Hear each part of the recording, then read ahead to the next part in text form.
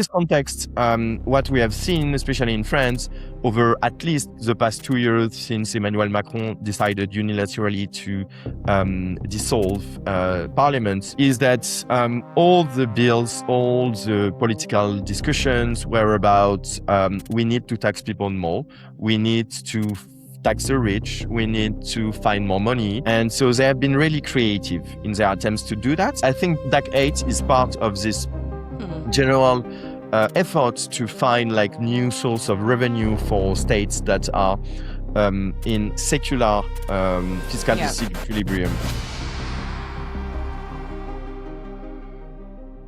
Hi, everyone. Welcome to Ask a Bitcoiner 21 Questions. I'm your host, Saida Gomez. On January 1st, 2026, the European Union implemented the Directive on Administrative Cooperation, number 8, also known as DAC 8. This directive essentially forces crypto asset service providers to report on their users' tax information. So here to help us with the deep dive to understand why this is happening, what this means for the average pleb stacking sats, and of course, best practices that you can implement is none other than Theo Mogenet of Bull Bitcoin. Theo, how are you today? I'm fine. What about you? I'm good, thank you. It's nice seeing you again. I think the last time was in Lugano in October. Yeah, exactly. It feels like so long ago, doesn't it? Yeah, but it was like 3 months ago. Yeah. Last conference I've been. Yeah, that was good. I saw you in Barcelona and I saw you in Lugano. You guys need to come to European Bitcoin conferences because you can see Theo in the flesh. There's also a reason to go, but that's one. That's one. And is that a Maddox necklace that you're wearing again? Exactly. Yeah. Unfortunately, it's not the one you had a crush on. This is a cheaper one, but yeah. So you know what? I'm probably going to insert the photo. Theo let me wear very briefly a gorgeous gold open dime Maddox necklace, which is way above my budget. So of course I could not justify that purchase for myself, for my family, my husband, my daughter. So, but yes, I still have it in mind.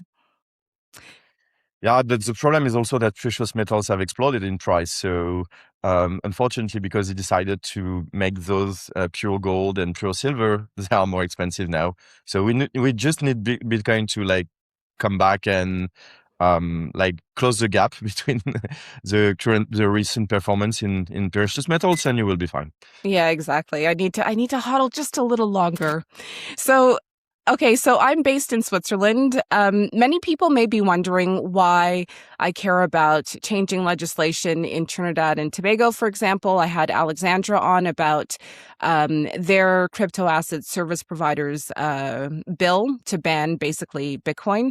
Now I have Theo on talking about DAC 8.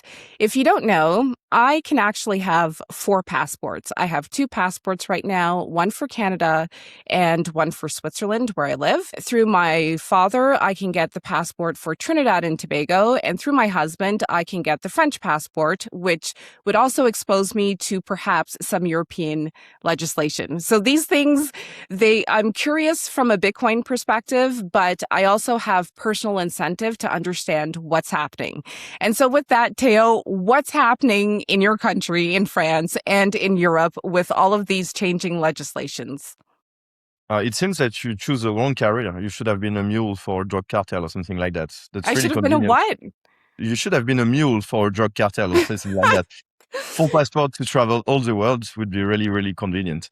Could you honestly see me as a mule, though, with my big smile? Like, hello, customs, how are you today? So yeah, DAC 8. Basically this is a new idea of the European Union. As you know, guys, they are never short of bad ideas. So basically, I think it was something that was voted in the European Parliament at the end of 2023. And basically, it's a directive. So the way it works in the European Union, you have some laws that they call directive. that basically lay the framework for local European laws that need to be implemented by member states. They don't really have a say in it because you can have sanctions as a member country if you don't translate the law into your national legislature. But you still have some room to decide how you will implement it.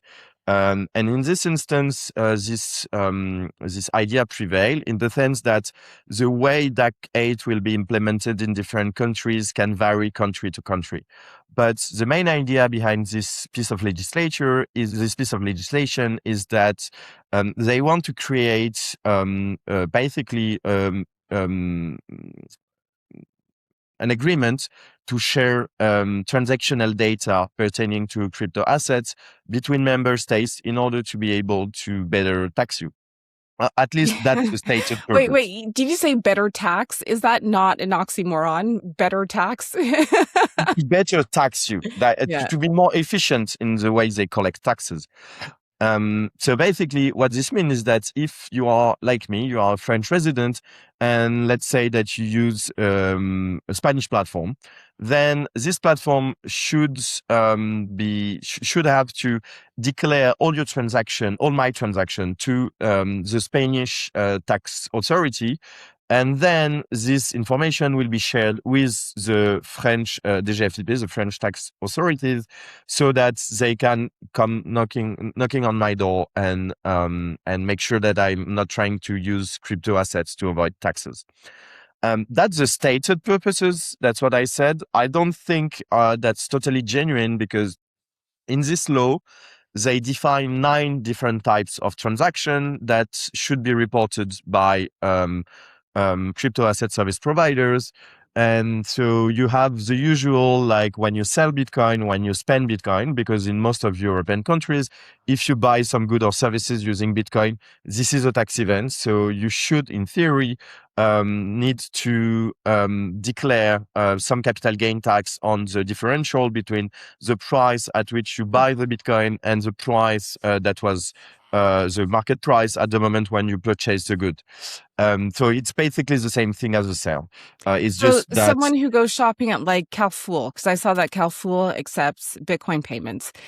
If they spend, let's say, 150 euros worth of Bitcoin on groceries, and they bought that equivalent of Bitcoin for like, let's say 100 euros a few months ago, technically speaking, they need to pay taxes on that. Yeah, so in France, so each country has its own tax code. So what I will say is only applicable in the French case. In France, you have an exemption for the first, like I think it's 345 euro per year. So if it's your only purchase in crypto assets in the year, you won't have to declare that. But let's say, for example, that you want to buy a car or even like something like, or you do like a lot of groceries, let's say for like 1,000 euros worth of groceries, then yeah, you would have to declare, as in your example, you bought, let's say at 50K, now it's, let's say 100K, you will have to declare taxes on the 5K difference in price multiplied by the amount that you spend. Wow. So in my example, you would have like a tax base of 500 euros, and in France it would be a 30% taxable rate. So you would pay 150 euro in taxes, which is a way to be clear. It's a way to deter people from adopting crypto, because even if you weren't able to sell without paying taxes, then it would create a big of an incentive to for shops and commerce to accept Bitcoin as payments, and they don't want that because they have legal tender money, and as we all know, it's a competition between this let's say like common or private money and state-owned money. So coming back to DAC 8, so as I was mentioning, there are 9 different types of transaction that are in the purview of this law, and in most European countries, again, like tax code differ from one country to the other, but generally speaking, you only tax when you sell and when you spend. You are not taxed when you buy. when you stack sats. You are not taxed when you withdraw coins. If you are still a CUX and you are using a custodial exchanges, sometimes you will know better and want to withdraw your coins in your own self-custody. And so that's another type of transaction that the crypto asset service providers need to declare. And so you have all this, you have like wallet-to-wallet transaction and stuff like that. So you have all this range of transaction, 7 different kind of transaction that are actually absolutely not necessary for tax collection purposes, but that still need to be reported. And also that needs to be reported with your tax identification number, with a lot of personal information, which is a big security problem. I think we will discuss that later. I hope so, yeah. And also, you would need to declare that for every customer, and there is no minimal amount. So, which is also something that is not really conventional in terms of tax laws in general, but also in terms of European laws, because usually you have this idea in European legislation that we call the proportionality principle, which basically states that you cannot create laws that will, let's say, engage resources or create like that will be too burdensome in justification for the goods that you are pursuing. So let's say, for example, that if you put a bill on like physical security, you try to protect people from mugging or aggressions or stuff like that. You cannot just decide that you will put a cop behind every people to defend them, because that will be too pervasive for your privacy. That would be too costly, and that will infringe upon a lot of like constitutional principle that you have in the European texts. And so basically, this kind of law would be moot. In this instance, though, they didn't consider that it was in breach of the proportionality principle. So now, like all service providers, so the timeline depends on the countries, but basically the idea is that any transaction done on since the 1st January 2026 will be reported starting on the 1st of January 2027. In other countries, it's in the mid of the year 2027 that you do the reporting, but it still is about the transaction made over the previous year. So in some sense, it's still in effect.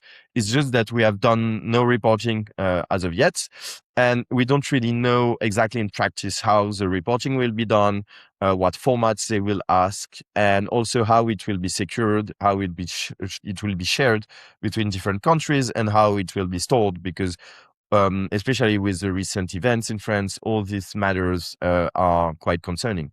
Yeah, and that's a beautiful segue, the recent events in France, to the next huge concern, the security concern, because I've seen reported a number of kidnappings or attempted kidnappings, not just involving individuals who are believed to possess Bitcoin or crypto, more generally speaking, but also their family members.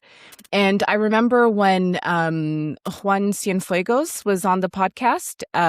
He's the host of the Bit Corner podcast. He is from El Salvador and he lives in Barcelona.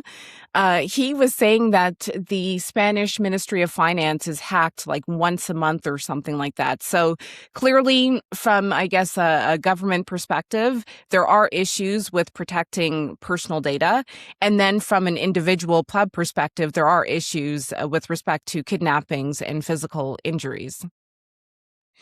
Yeah, definitely. I think it's not only in France that this problem exists, but it has been highlighted with recent events in France. So we are recording now on the 20th of January. And I think we have had 8 different kidnapping attempts within the year, so in 20 days. And if I'm not mistaken, I think that since the 1st of January 2025, there has been a bit less than 80 attempts in the world, of which something like 27 occurred in France. So, and we represent something like 1% of the global population. So it's a disproportionate amount considering to the number of crypto holders and the number of people on Earth, generally speaking. So that's why it's highly debated currently Yeah. within crypto circles in France, because of course politicians and media and traditional media, they don't care about this. But the other thing is also that we recently learned that some civil servant working for the tax authority in France was actually selling tax, like a citizen, personal data to like gangs that were carrying out these kidnappings and ransom kind of threats. Which makes it quite uncomfortable with this DAC 8 legislation moving forward, because if you know that you will need to surrender your client's data to this Yeah. authority, which first I've always, as Juan mentioned on your podcast, and as you just reminded me, I've always failed to secure this data. And to be honest, like data breaches in government administration are more frequent than in private administration. If you compare to the number Yeah. of private administration compared private entities compared to the number of public entities that have like honeypot databases, so databases that are large enough to be targets. So relatively speaking, they do less of a good job to secure their data, but also it should be mentioned that it's impossible to do. So as long as you will have a central databases, Of you will course. have people with admin access, you will have people that have reading and writing privileges and stuff like that. So as we often say in cybersecurity, the main weak links is between the screen and the chair. So because you have people that have like passwords that are like Mango 123, because they go into clubs and they drink too much, and because they lost their laptops, and because they use the same password everywhere and stuff like that, you can consider that on a long enough time frame, any centralized databases will be hacked, Yeah. which was already a problem coming in the 2010s, let's say, because we had ever more data that was collected in these databases, and some of them could be used to carry out like phishing attempts, to do like large scale surveillance, to do all kind of like different online scams that you can imagine, credit card theft and stuff like that. But now with crypto, it's a larger problem, because you have a proliferation of these $5 range attacks. That was what it was called in Bitcoin in the early days, which basically means physical attacks, where you would just visit the physical address of a person and try to ransom them by using threats of physical violence. And the thing is that like the mapping between like your physical identity, your physical address, and your like on-chain addresses is the heart of the problem here. Because let's say, for example, that I'm a public face in Bitcoin in France, so an attacker could like assume that I have some self-custodied Bitcoin, especially because I work for a self-custodial platform and that I've been an advocate of self-custody for many years. But they also don't really know how many I can have. Maybe I'm broke, maybe I'm really rich. They actually don't know. And I've put a lot of efforts, as other Bitcoiner did, to never disclose that. And also they don't have my address. So then it makes it really unlikely that I would be a target for them.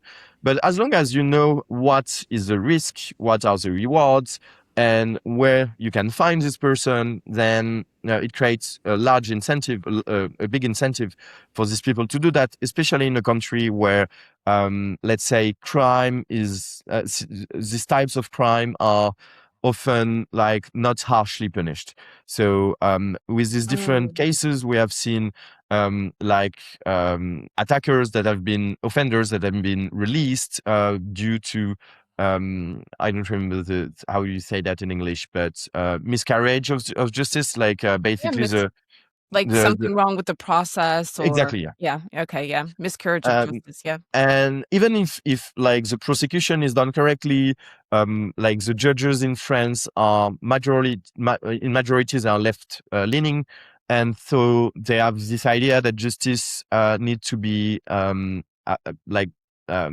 tolerant and understanding of like the social conditions in which you were raised and stuff like that. His parents were divorced when he was a child. Yeah, Okay. so basically, he cuts finger as a hobby. That's on us guys. Like we didn't provide enough like social benefits to this specific project. So he was raised in this difficult environment. So that's okay for him to go around and just cut fingers of people. It can seem a bit cartoonish when I put it like Yeah. that, but that's almost the case.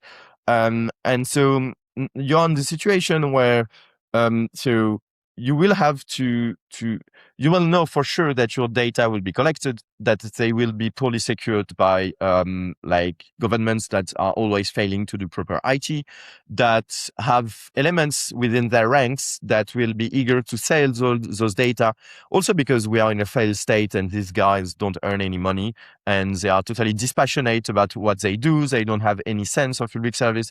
So Yeah. some of them will cross the Rubicon and Yeah. start trying to make ends meet by basically helping criminals. And the thing is that then you will have a big honeypot at the European scale where you will have these like large databases where you will have all the information that you want as a wannabe kidnapper to just make money. And so that's as bad a law as you could imagine. If I was malicious and I was trying to discourage people to take self-custody, that's basically what I would do. I would create a large databases that will like map every physical addresses, identities to wallet addresses. I will put that in the hand of governments that always fail at cybersecurity. Yeah. And then when people are just threatened by criminals because they have found this information to pursue them, I will not jail them, so that I will signal to the newcomers that they can do that with impunity. And then for the user, it's like, see, I told you it's dangerous. Bitcoin is for criminals. Yeah, that is I was going to ask That's you. Go ahead. Sorry to interrupt, but that's actually a line that we have heard a lot in the mainstream media over the past 6 months in France. It's usually, another attempt of kidnapping and stuff like that. And the conclusion is that, crypto is so dangerous. Yeah, and I think it was a few months ago I read about a case, and I thought to myself, if I were a cynical person, I would almost think that this is deliberate. And I think it was a high-profile person within the French sort of ecosystem, and I thought that is a figure that's symbolic. That's the word I'm looking for. It's a I, symbolic person to target, to send a sign to other people. I think you are talking about Pierre Noisa, who is the founder of Paymium, which is one of the oldest exchange in the world and the oldest French exchange still in existence. And basically, his daughter was the target of a kidnapping. I think it was last summer. And fortunately for her, she was defended by her boyfriend, but it was carried out in daylight. I think it was like 10 in the morning, in the middle of Paris. And yeah, and I think it's in this case that one of the assailants was released because of a due process in the like investigation. So yeah, and then it was really funny because then Pierre, being Pierre, he was invited in a lot of like French mainstream media, because it went around all the like Yeah. the news media and the news channel and stuff like that.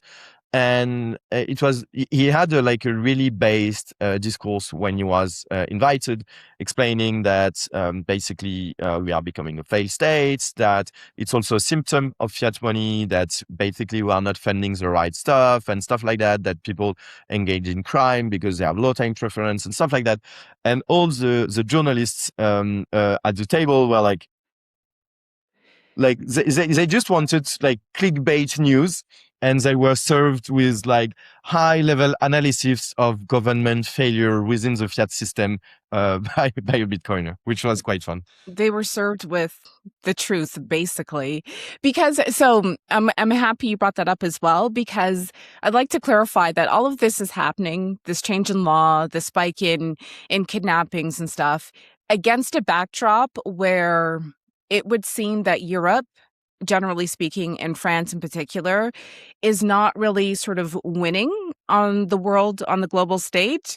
To be diplomatic with it, it could be, whatever's happening between Ukraine and Russia. It could be this thing about Greenland right now. I believe that perhaps the digital euro is being pushed in response to the Genius Act. Like, there just seems to be a lot of things that are diminishing Europe's presence on the global stage.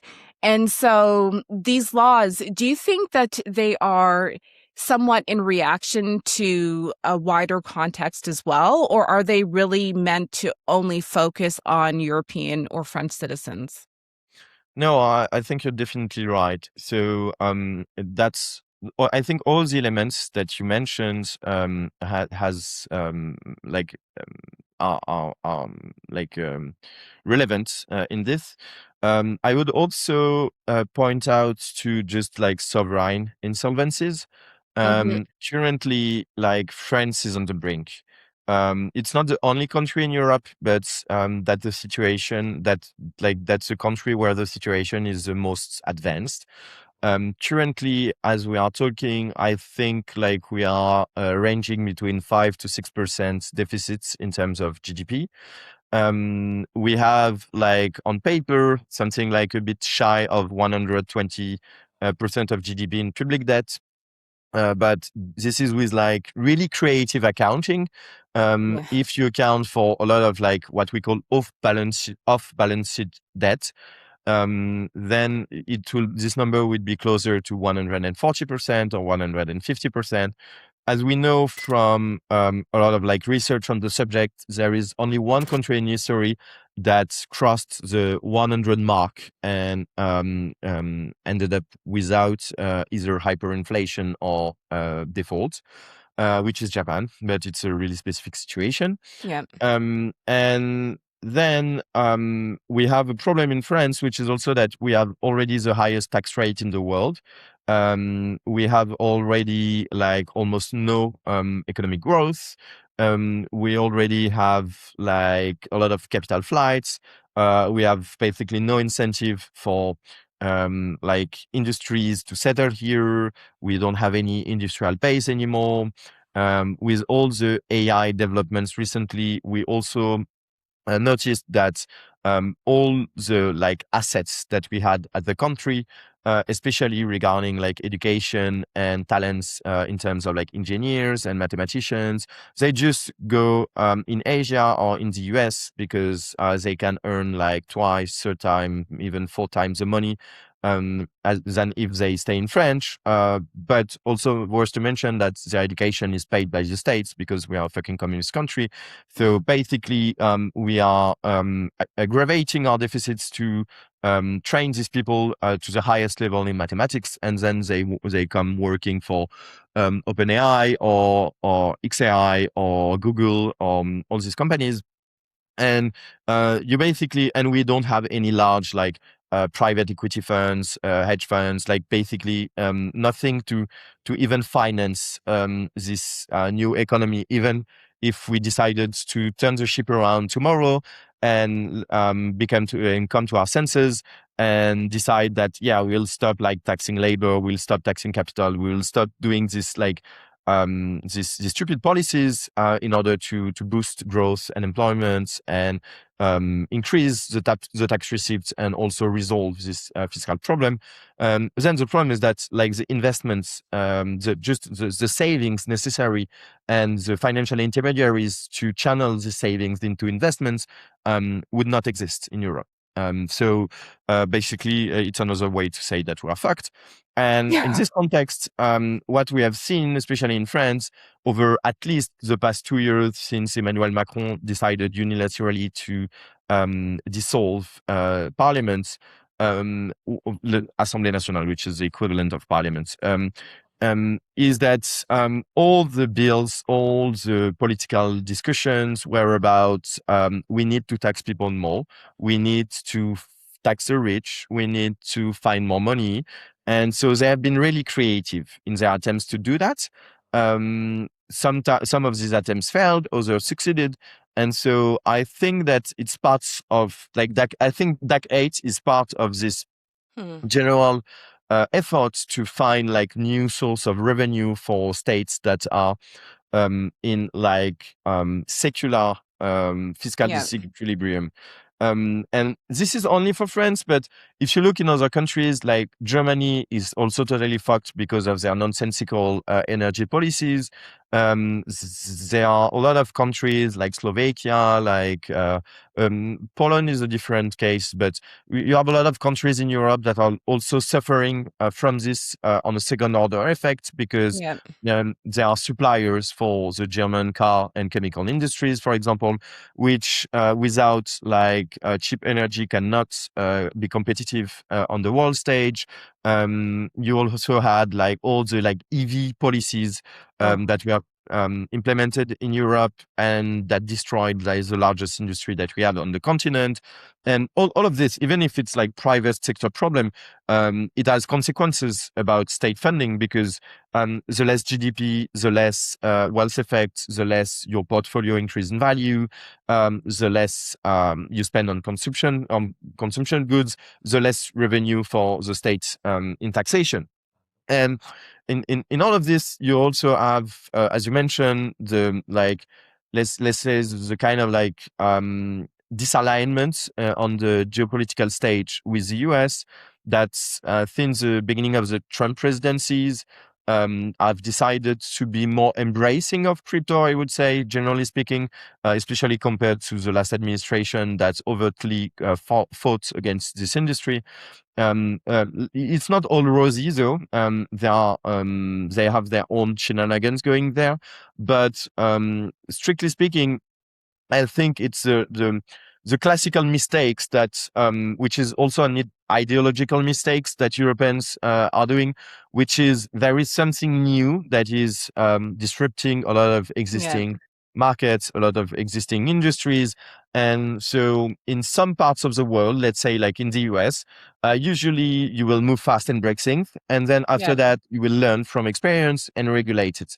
In Europe, you will try to create a regulation from like intellectual frameworks that are totally divorced from reality, and then you will ask, with a performative vision of reality, you will ask reality to be nice and to fit in your own mental framework and your own legislative framework that you decided to put forth even before any beginning of innovation, investments, job creation, and product creation occurred. So basically, you kill the industry even before it had any chance of existing. And let's say you will have a third option, which I would categorize as what's happened in China, where basically you will think hardly about like what implications this has for like strategy, geopolitics, economy over like a 30 to 50-year time horizon. Then the state will issue guidelines and everybody will march in unison. Yeah, the Um, 5-year plans and the plans that they issue. Yeah. yeah, which also has its problems. Uh, but let's say that at least you will have some competitiveness and some industry. And also because China is China, they don't really respect intellectual property rights and stuff like that. So they can always basically bootstrap some new industry really fast just Mhm. because they can just like mimic what has been done in other countries and do like this kind of like idea stealing and copy capitalism. Whereas in Europe right now, even if I want to throw a Bitcoin meetup, I have like 20 different forms to fill out. So let's not even discuss about like creating a business. And Yeah. so in the end, yeah, I think decades is also part of that. It's like the reasoning is like, oh, crypto is really dangerous. It can be used to evade taxes. It can be used to evade anti-money laundering legislation and stuff like that, which honestly, it's kind of like it's totally untrue because like it's one of the things I do on a day-to-day basis, and I would say that it's more difficult to do that with Bitcoin than with fiat currency, but that's the mainstream narrative. And so, yeah, we would need to create this legal framework where people will have to report it, so that it's basically on par with the traditional financial system, where you will have like an ISIN number on any asset. You will have financial intermediaries that have like an like numerated account for each customer, your tax number, all your information, and big databases where everything is stored. And when they need information, they can just like call the banks or call the brokerage company or stuff like that. And then if you try to evade taxes, they will have the ability to put a case together to prove that you willingly or unwillingly evaded taxes, which was like not the case in crypto. But as we mentioned at the beginning, they are totally ignoring the fact that if someone knows that I have like Nasdaq ETFs in my like brokerage account, it's really unlikely that they would decide to kidnap me and torture me for me to transfer that to them, because it's impossible to do, and Mhm. because there is a paper trail. It's not a bearer assets and stuff like that. Maybe if they know that I have some gold bars at home, I run the same kind of risks. But we never asked for like vaults or safe storage company or bullion companies to create these large databases with all this That's a good point. information about their clients. So yeah, that's my take on it. That's a really good point. And I think you've basically answered this next question, but I'll still ask it. Is this is the phase that Europe is living through right now? Is this a sign of growing pains and adapting to the 21st century, or is this a sign of the decline of this sort of, era of Europe's greatness? I think it's both. So uh, Optimism, I like that. and it's not even optimism. I think it's just like I think it's something. It's a recurring theme in history, where usually like let me pedal back a bit. Like you always have like contradictions within, especially within government administration and the state structure. But these can exist for a really long time without unraveling, just through sheer credit creation and Yeah. compulsion and stuff like that. And And usually, access to resources as well, because yeah, I didn't mention Europe's access to resources on the African continent, but that has shifted tremendously over the past few years. yeah, yeah, but so yeah, let me come back to this point afterwards. And so you have like then once in a while you have like these disruptive events, whether it is like technologies or wars or stuff like that, that basically accelerates the demise of Mhm. the failed state infrastructure or strategy that has been built. And I think we are living one of those moments where basically we created a state structure that was um, catering to the problem of the 19th and 20th century, where you had like heavy industry, really like most of like the added value in the economy was created by car manufacturers, chemical Uh-huh. company, petrochemical companies, like manufacturing companies, like stuff like that. And those needs a lot of like workforce they need this workforce, then unionize, then ask for social benefits, welfare, retirements, and stuff like that. Then you will need also a lot of infrastructure to move physical stuff like roads, ports, airports. You will need like containers and stuff like that. And so this like makes the case for like basically the social strategical welfare state, Yeah. where you will have like large states that are able to levy a lot of taxes on the value creators because they are tied to some physical space. If you have a factory, if you are building cars, if you have an oil rig, you are like basically it's for the states like shooting fish in a barrel.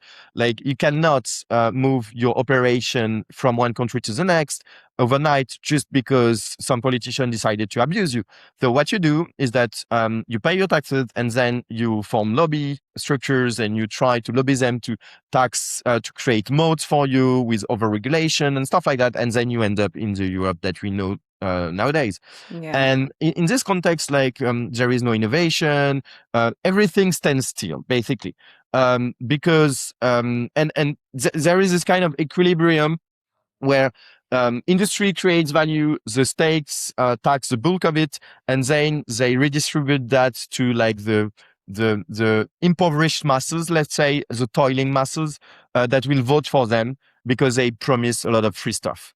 The thing is that everything that is creating growth at the moment is basically either like due to like high inflation because we are at the end of the sovereign cycle. Yeah. So, for example, like just like coffee, like farm products, like food, like just like the kind of like 16th century economy, let's say. And what is really new, like AI, like the digital economy and stuff like that. And so in this context, basically the equation, economically speaking, and in terms of like articulation of power, doesn't work. And so all the stupid stuff that we build in Europe, I mentioned like the energy policy in Germany, but we could find a plethora of different examples, be it like GDPR, be it too high taxes to allow any like champion in the digital space to emerge, too high taxes on capital, preventing any form of like investment structure, large investment structure like private equity companies, hedge funds, and stuff like that to really grow and prosper in Europe to finance this new kind of economies. So all of this stuff are the consequences of like, I would say like even 40 years of bad choices. But they are unraveling in front of our eyes now because of all these disruptions, because access to energy, as you mentioned, since the war in Ukraine, we decided, and since we have failed to invest in nuclear over the past 40 years, we have put ourselves in a situation where we are now dependent on LNG, so liquefied natural gas, imported either from Qatar or from the US, which is basically 4 times more expensive than gas coming from a pipeline from Russia. The Nord Stream. And so because we are still an industrial, to some extent, powerhouse, not powerhouse, but an industrial economy, you cannot be competitive against China or Southeast Asia or even Latin America if your energy inputs are quadrupling in price overnight, because that's a large a part of your cost basis, and also because you will not be competitive on innovation because you have not invested in new technologies over the past 20 years. You will not be competitive on labor because you have created too many regulation. You will not be competitive in any other dimensions because you have too many ecological laws and stuff like that. And so I think it's so it's a long answer, but to answer your question more straightforwardly, I think it's both a symptom of like just something that is failing. Like I think that we are at a turning point where both the European Union and the welfare European states is something that might not be around in 10 years. And also we are like seeing that accelerating because um, all the like avenues for high growth, opportunity, productivity gains, and stuff like that are lying in fields where basically we are handicapped because of these decisions. And so you can see that it has a lot of consequences on different domains, with be it like military, be it intelligence gathering, be it technology, and you can directly feel that in international summits where you will see people like Merz, like Macron, like Starmer being just laughed at by Putin or Trump or Xi Jinping because basically we talk loud, but we have absolutely no assets, no leverage. No leverage. We There's can just prevent like people to visit the museum, the open air museum that has become Europe. But apart from that, there is not much to be done. And yeah. one final note on that. It's particularly damning from the venture point of a French guy like me, because if you rewind like 30 years ago or even 20 years ago, at least with France, we used to have this kind of leverage where we had like the Rafale, for example, which is the best fighter jet in the world. We had we are still a nuclear power. We had like one of the best like military technology, like high tech industries, especially when it comes to weapons and stuff like that, which allows you to carry some weight on the international stage. But because we decided that we wanted to basically get out of history and become Europeans and not French anymore, we Mm. instead of protecting the national interest, which was like protecting this industry from being pillaged by like competitors, foreign competitors, like just buying them back, as what happened with Alstom and other companies. We just decided to focus on like green energy policy and gender policy in Europe and stuff like that. And so now it makes so that even if you look at this at the European stage, the whole European like countries are suffering from it because they cannot even count on these leverages and on these assets anymore. Because at least even if it was like France that was having like nuclear weapons and fighter jets and a large army and stuff like that, they also had benefit from that from the geopolitical standpoint, because when you have a problem with Putin or stuff like we see nowadays with Greenland, like the Germans can talk all they want. At the end of the day, the only country that was able to basically strong arm anybody in this kind of dispute was France, but it's not the case anymore. No, it's not. I mentioned a bit of optimism earlier, but maybe not so much.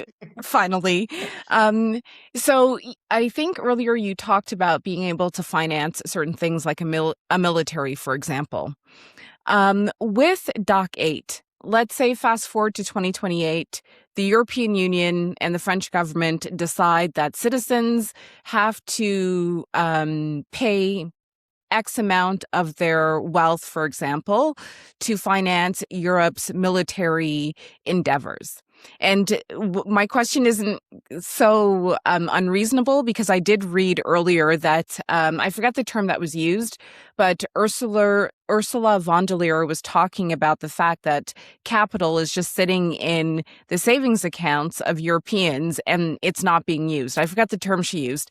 So let's say that exchanges are forced to report on what customers buy, how much Bitcoin customers buy, and how much Bitcoin they take into self-custody, depending on how your exchange is set up. Are customers, Bitcoiners, therefore liable for that value moving forward if they, for example, if they decide to make a transaction on chain that is not reported, are they still liable for that value and therefore liable to pay the European government or the French government X in taxes so that they can finance their military endeavors? Yeah. So not really, but you could imagine that it's just a first step for basically taxing wealth and not taxing capital gain tax. So at the moment, in most European countries, you are only taxed when you spend and when you sell, as we explained at the beginning of Yeah. this. But since they will have perfect information on how much you bought, in which wallet is it sitting, and stuff like that, then you could imagine that tomorrow they could just, at the push of a button, decide to tax like just holdings, unproductive Yeah, that was the term, unproductive capital. Yeah. unproductive capital. Yeah, it's funny how communists, modern communists, have a really, really, really wrong idea of what capital is. But anyway, um, so yeah, at the push of a button, they could decide in the future to do that. And I think honestly, I don't want to to to feel conspirationist, but I think that's the plan, because the maths just not add up. I'm talking about like the deficits and like the European debt issue, and so the only way forwards for European states, especially France, is is to start taxing the stock of capital by opposition of taxing the flow of goods and money. So usually what we do is we collect taxes when you spend, when you invest, when you realize gains and stuff like that, when you earn your salary. So we tax flows, which is the lesser of two evils, because at least you are not destroying the engine of wealth creation, Mhm. which is the capital stock. But if you are broken off, it's the same thing for a household. If you are too much in debt, you will use a large chunk of your salary to pay down the debt. But if you have too much debts, and you are totally underwater, then you will sell your house, you will sell your jewelry, you will sell your capital just to pay back the debt. And I think we have already crossed that line. And that's why crypto is just an example of the pockets of unproductive capital that they are aiming to tax. The most obvious one is real estate, of course, because it's the largest one. And so, because of the numbers at stake here, because of the size of the deficits and the debt, they will have to tax real estate really hard to try to find new fiscal revenues. The thing is just that the owners of these real estates are still voting for them. So they prefer to start taxing young crypto holders, because these guys are like um, a less large demographic, and they are less prone to have a sway in elections. But as time goes by, this will change. And so you can expect a lot of different taxes on precious metals, especially because they have increased in price. But little people hold precious metals, especially in Europe, apart from Switzerland, but it's not part of the European Union. Kudos for you. Um, Real estate would be the main pocket of wealth that will be taxed. Europeans don't have that much stocks. And then you go to like pension plans, savings, and stuff like that, which is a different game, because most of it is held in the form of sovereign paper already. So your usual pension is sitting on a lot of government debt. So it wouldn't make much sense to tax the holder of that debt to pay back that debt. So what they will say rather is just that instead of serving like 5% interest per year, now they will serve 1% interest per year because of like fiscal financial emergency, call it what you want. And then it causes a problem for the standard of living of the elderly, because they will have, in real terms, really less money than what they expected when they retired, and what their financial advisor told them. So yeah, all in all, that's a problem. And just to come back to your question, there is also something that they totally fail to understand because they are quite ignorant about like basic economics, is that um, capital is not numbers in a ledger. So the problem we have in Europe is not that we have like money sitting in bank accounts. We have all this unproductive capital that is not deployed for building the military, for investing in new energy infrastructure and stuff like that. The problem is that we have net dis-saving, meaning that if you look on the aggregates at like basically how much we save in a year and how much we borrow from foreign capital, it's always negative.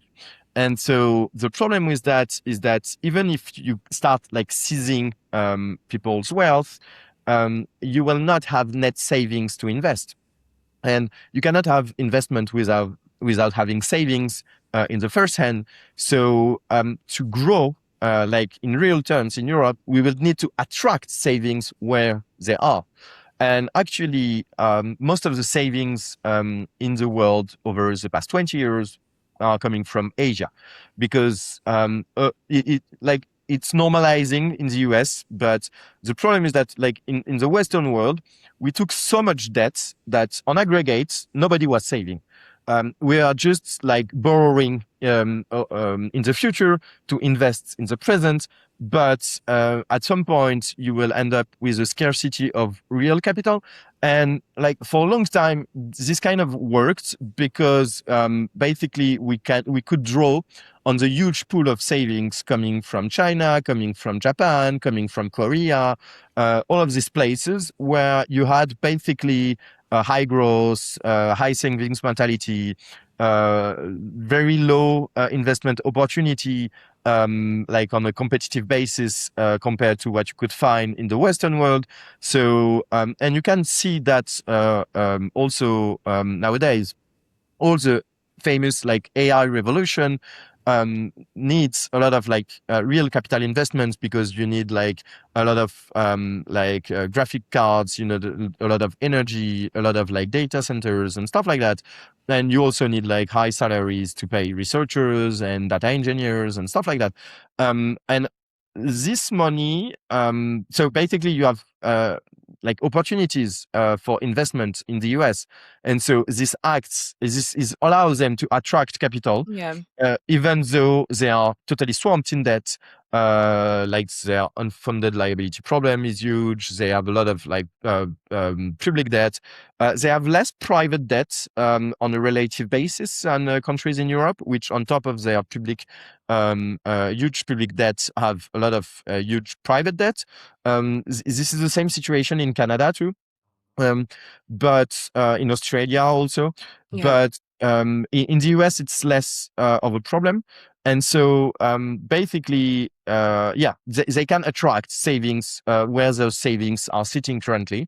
You will have a lot of savings that will be created over the next 20 years also in India, in countries where basically you have a lot of growth, but return on capital is not that great.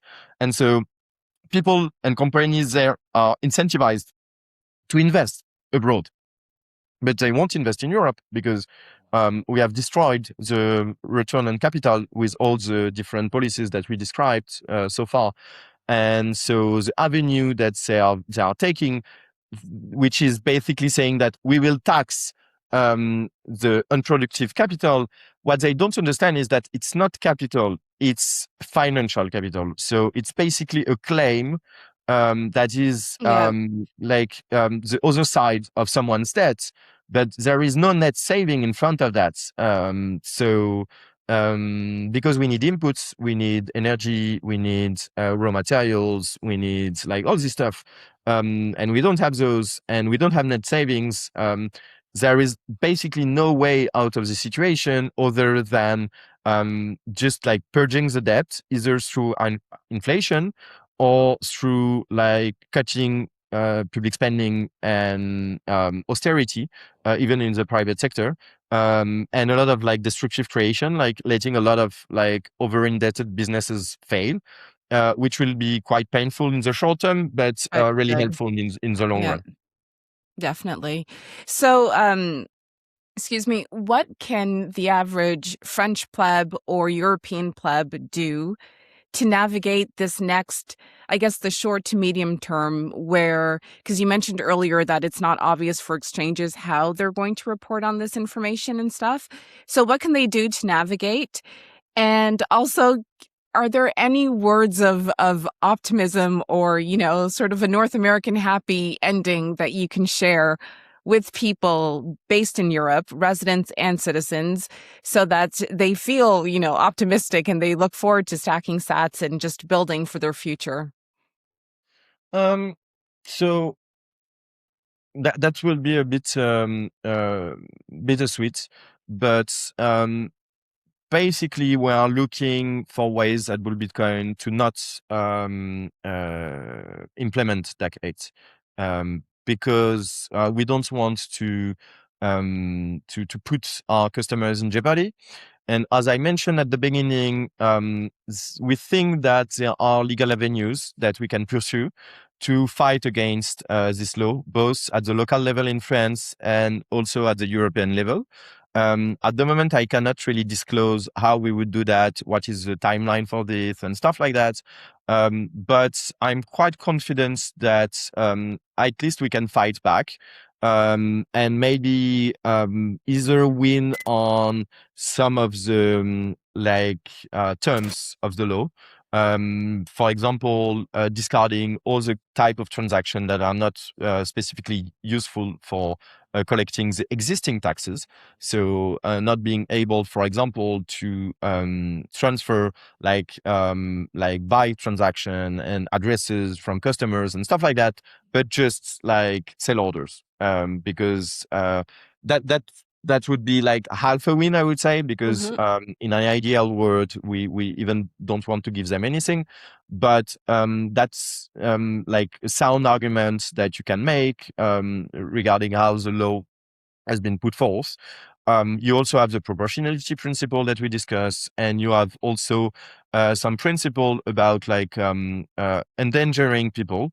So you are not allowed in most European countries to carry actions that will cause harm to people. If like the likelihoods of your action causing like physical harm to someone are really likely.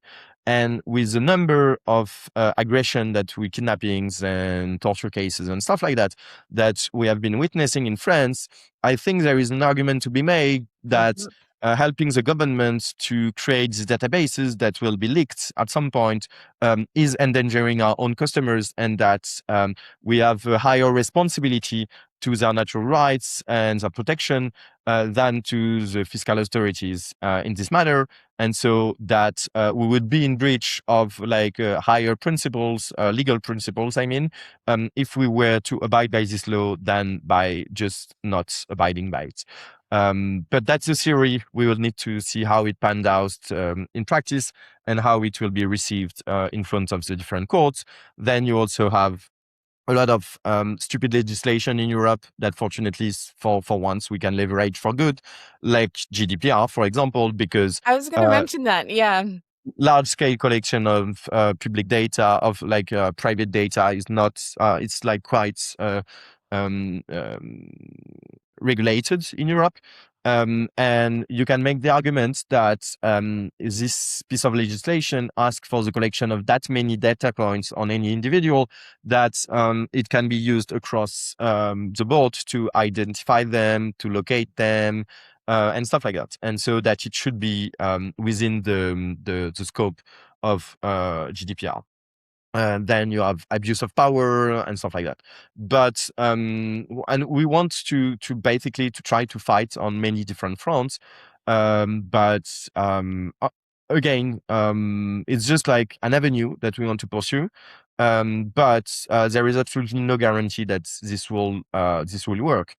Um, then you will have to become more ungovernable, because you still have the ability to do peer-to-peer exchanges. You have the ability to also move, because I think it's something that we discussed in our last interview, but if you have like a family and your children are going to school and you have your grandparents there that can help with childcare and stuff like that, maybe it's way more Yeah. difficult to move out of Europe.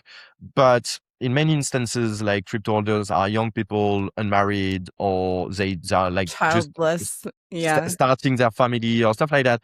So they still have the opportunity to just settle elsewhere, and that's also an option. And going forward, it's not only DAC8, it's not only MICA, it's not only as we frame this, it's part of a larger issue, Yeah. where like the conditions of living in Europe are really unlikely to get better in the coming years. And so that's something I would encourage people to contemplate, because if they are not really like emotionally really attached to their homelands, then it will be a better life decision for them to just go like elsewhere. Can I just say Then though, some people are going to think that I'm an asshole for saying this, but isn't it ironic that Europeans would consider going elsewhere because they're not satisfied with their living conditions right now? Meanwhile, Europeans are also complaining that migrants are coming from elsewhere because they too are not satisfied with their living conditions. so I cannot speak for other people, but in my case, I don't really have a problem with immigration. I have a problem with illegal and uncontrolled immigration. Yeah, For agree. example, I Yeah. think that I basically, in an ideal world, like every country on earth should like imitate Switzerland in their immigration policy, And the meaning way that, Canada used to be as well, with yeah. strict guidelines that you have to meet. Yeah, I totally agree. And just basically like just filter things out, Yep, like if you want to come here, like, yeah, you're welcome, but you will need to prove to us that you will try to assimilate to our culture, that you will integrate into society, and that you will be a productive element of society, and that you will exactly. abide by the law.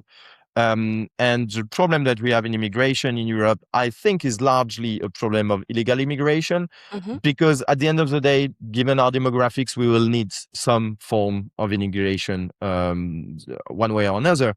It's just that we should be trying to attract the best, the top of the basket, Yep, and not people that are coming here to try to benefit from our yep, like social generosity and our government spending, and that are here to commit crimes, and that don't want to assimilate to the local culture, to assimilate to local social norms and stuff like that. But that's another discussion. But yeah, I get I the agree with you. irony that you described. I think it's also difficult to for Europeans to come to this realization, because we have this idea that basically we are the cradle of modern civilization, that we have like the best standard of living, and to be honest, like just in terms of like some stuff that are impossible to reproduce, like the Food. quality of the food, the quality of like architecture, history, like just like European cities and stuff like that. It's something that is difficult to depart from, Hmm. because you cannot find that anywhere in the world. But this is also capital. This has to be maintained, and if you don't have like working social institution, this pales in comparison to what you would get in like your standard like American city. I mean, And Although the infrastructure in the US, so I'm generalizing here, but every time I've visited, I've been surprised by how poor the infrastructure is. So they definitely need investment on that front. And also, I think I'll be going to Japan later this year. Apparently, the food there is, I love Japanese food, Japanese, Italian, French, some French, depending on the region. But I look forward to seeing how things are in Japan because their food is just like it's my new favorite. Japan is amazing. Yeah. The only problem is that you cannot really move to Japan because it will take Yeah. 20 years for you to assimilate. Yeah, Um, that's fair. uh, and they are really nationalist. Like I spent some time in Japan, and it's one of my favorite country in the world. But I think it's so difficult. Like you can definitely try to live there, but you need to learn the language, to learn the custom, and you will always be a foreigner. Like there Yeah. is no like I will become Japanese. It's not possible. It's something that is inherited at birth. You Yeah. cannot become Japanese. Mm. That's saying that said, that's a really interesting comment that you made because you will see that infrastructure in Japan is top notch. It's Mhm. amazing. The Shinkansen. The roads, the train, like urban planning, like everything is amazing. And why is that? Compared to you mentioned also like the US. I agree with you. If there is at least like 30 states where when you go to like large cities there, yeah, infrastructure is like kind of crumbling. It's not properly maintained, but it's always the same problem. It's a lack of savings. And what is the country that has the largest savings in the world? Japan. And that's also the reason why, even though they have been in recession for 30 years, they still maintain the like most impressive infrastructure in the world. They currently are in a currency crisis. Like the yen is totally collapsing. Yeah. On a graph, it looks like your usual shitcoin. They have like the largest debt to GDP ratio in the world. I mean, public debt. They have like really like the worst demographic in the world almost. I Yeah. think the only worst Aging is Korea. population. Mhm. Um, there are lots of problems. They don't have any energy at all. They need to import so many stuff. And they have been hit also by all this like new transformation of like we described this juncture between the 20th century economy and the 21st century economy, because their economy was also largely following like the European model, like car manufacturers. It's just Yeah. that in the 80s, 90s, they had like I don't know, like Sony, Toshiba, and like Mizuno, and like big companies like that that diversified into like new kind of economic activities. Um, but they still are able to manage this smoothly. And a lot of people are looking at this and like, oh yeah, but it's because of Japanese culture. It's because of they don't have immigration, and so it's okay and stuff like that. And I always find that so funny because usually I find that when people are unable to find rational arguments to explain different economic trajectories between countries, they always play the cultural card. Mhm. So, for example, in Europe now, we are looking at Scandinavian people, and they have like a welfare state model in some sense. It's less a mess than in Latin European countries such as France, Italy, uh, Spain and Portugal is a bit different because they adjust courses after the European debt crisis, so they have less problems like that. But anyway, so we look at Sweden, for example, and we're like, yeah, but it's also because Swedish people, they are so polite, they abide by the law. That's why they don't have the same problems. But guys, like. Was Swedish culture different when they went bankrupt in 92 and the IMF was in Stockholm? No, it was the same culture. It's Yeah. just like different policies. And it was the same with COVID. You remember when Sweden was the only country that was not in lockdown and that was not mandatorily imposing masks and stuff like that. Everybody in Europe was like, yeah, but it's because we are Latin people. We speak with the end. And so we will just spit in your face. and and honestly, like, this is so painful to hear. You're like, come on, guys, like, how like how what level of bad faith can you have? And so coming back to Japan, yeah, there is a thing called Japanese culture. Yeah, they are really obedient. They are really like, okay, but they also lack any spirit of private enterprise and entrepreneurship. Oh, And really? yeah, yeah, because like it's like being an entrepreneur that will move fast and break things in Japan Yeah. is social death, because you are Yeah. valued to your ability to conform to a lot of norms, to respect your family, to respect your country, And to shame respect. is a very big factor as well, I believe, in Japan. Yeah. Yeah. And so if everybody is going right and you want to go left because you are a crazy entrepreneur that has this idea, honestly, like, it's almost impossible to fathom in Japan. Whereas, I mean, in England or in the US, to different degrees, or in Germany, it's easier. Because we have like individual Christianity, all these kind of like structures that have allowed us to have this way of being. Whereas, so why is Japan succeeding at capitalism? It's just because basically they have gathered like the largest pool of saving in the world Mm. on the back of an undervalued exchange rate for almost 40 years, which is why you had like Toyota and all these big Japan industries and Japan companies popping out right and there between the 60s and the 90s.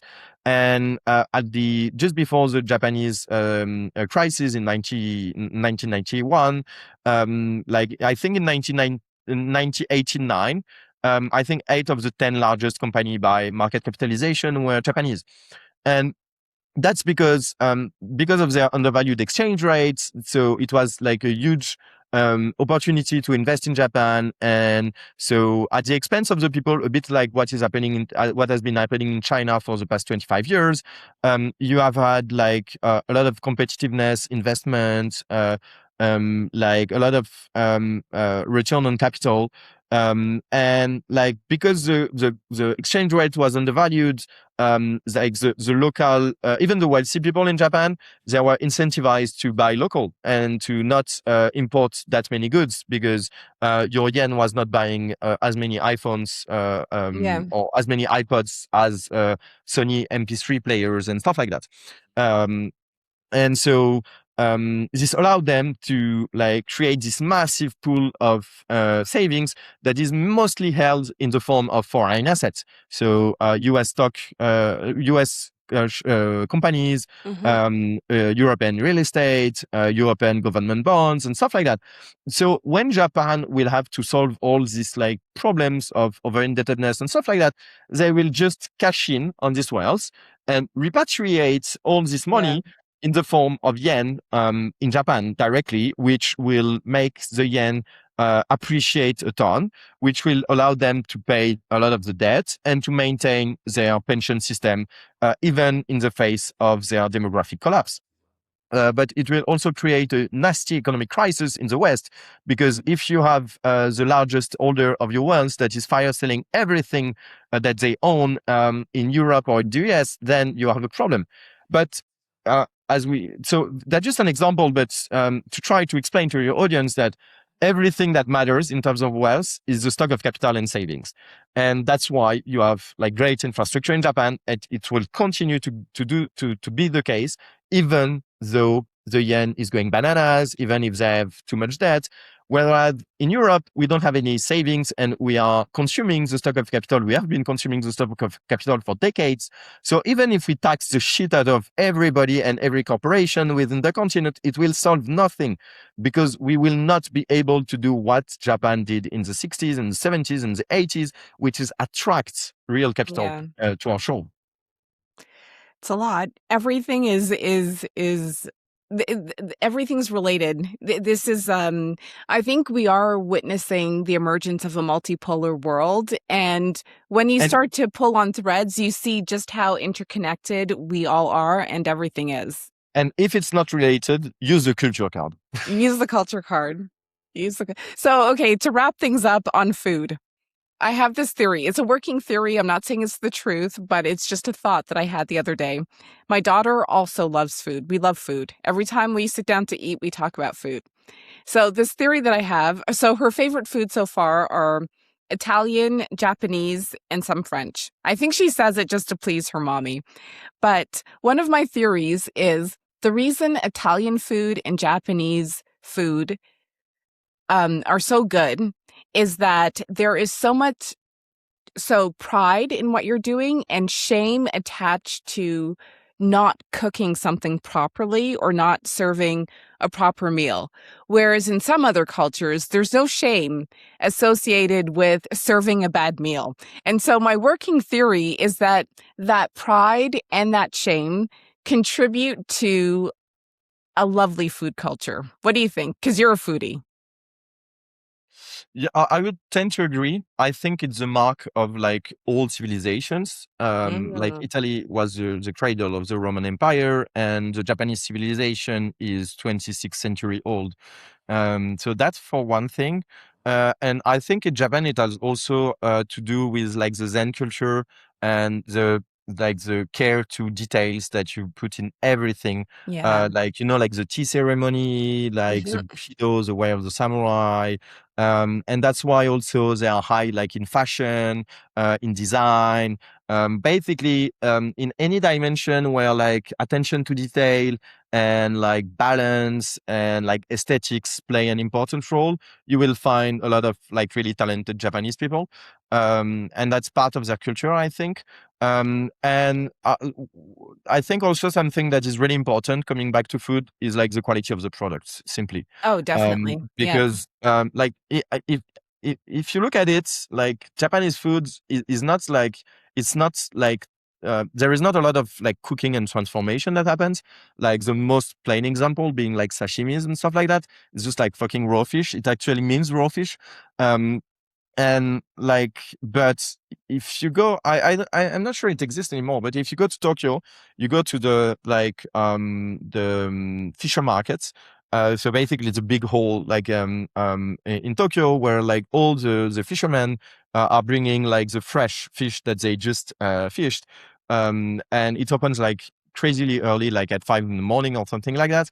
And you will have like sushi man like just cutting the fish in front of you, like, and that's something that we don't do like in France, even though we have like a big fishing culture. We have like shows over like 3, 4, 5 different seas and oceans and stuff like that. Mhm. But they are really like they really have a lot of like great products, generally speaking. And when you looked at France and Italy, it's kind of the same. Like everything grows in Italy, like tomatoes, like they are, in Yeah. the south of France or in Italy, like tomatoes are like totally different than any part of the world. Yeah. But for They have example, in taste. Italy, hmm? It's not just water, they have taste. Like you Yeah, can yeah. yeah, yeah, yeah. And like the same like lemon in Sicily or in the south of France, or olives or stuff like that. They have such a taste, and it's the climate, it's the soil, it's also like we had like a huge history of like low scale independent agriculture, Yeah. which allows you to like keep a good like a high quality of products. Whereas if you do large scale mechanized Yeah. agriculture, like you will lose that, of course. And also I think like, like for example, it's difficult to find like good beef in Italy. Um, Yeah, I've but noticed that. like usually the best beef that you will have is like French, Spanish, British, Swiss, Austrian sometimes. And it's just a matter of culture also, because I think they slaughter the cow like at an earlier age. And so like even like the manzo, like the beef in Italy, it tastes a bit more like veal. Like it's less red, less bloody, less fatty. And yeah, so it's just and they have mountains, they have a lot of like cattle. So I think it's just a matter of culture in this instance, and also because I mean they don't really need to, because as we mentioned, like everything grows in this fucking country, so you can just like eats like raw vegetables with olive oil and Parmesan cheese, and And you're it's happy. amazing. And the sun is shining. Yeah, Yeah. that's fair. Well, Theo, thank you so much. Of course, we started off with, this is my fault. We started off with Doc 8 and we're ending on food because, and that's you too, economics and food. Yeah, but I mean, you know me, like you have to interrupt me and put me back on the on the topic Yeah. matter, otherwise I will just go sideways. Well, I think this is really good. Can you remind people where they can find you, where they can find and follow Bull Bitcoin for updates on Doc 8 and other sort of things that are coming down in the pipeline? Yeah, so you can, like, the easiest way to find us is on Twitter. So I'm at Theo Mogenet, Theomogenet. You can also follow our founder, Francis Pouliot, which is at Francis Pouliot, FRANCISPOULIOT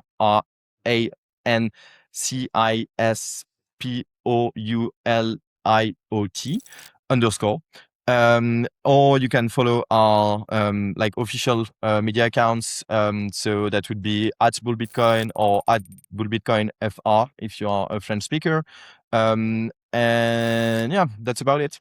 That's about it. Yeah, and if you are interested in like tips to leave Europe and maybe settle elsewhere, and you are a French speaker, you can also check the YouTube channel of two of our good friends and colleagues, GGLSMR and Science, called Le Bunker, which Yeah. is basically invitees that are like explaining their own experience in foreign countries after having left France most of the time, sometimes Switzerland also. And it's basically a crossover between like, fiscal expatriation and Bitcoin. There we go. Thank you so much, Theo. Yeah, my pleasure.